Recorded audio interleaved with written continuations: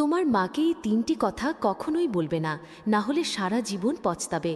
তোমার মা যদি আজ বেঁচে থাকে তাহলে এই ভিডিওটি শেষ পর্যন্ত দেখো।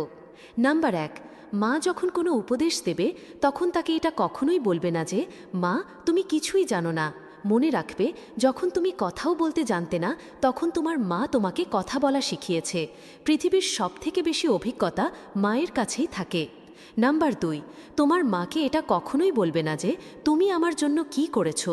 যদি তোমার মনে হয় যে তোমার মা তোমার জন্য কিছুই করেনি, তাহলে সেই রাতগুলোর কথাগুলো ভেবে দেখো, যখন তুমি অসুস্থ হয়ে শুয়েছিলে, সারা রাত জেগে তোমার মা তোমার পাশে বসেছিল।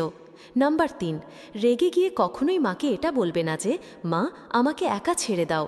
কারণ এমন একটা দিন আসবে যেদিন সত্যিকারের মা তোমাকে একা ছেড়ে দিয়ে চলে যাবে, আর তখন তুমি চাইবে একবার মায়ের সাথে যদি কথা বলতে পারতাম, কিন্তু তখন অনেক দেরি হয়ে যাবে।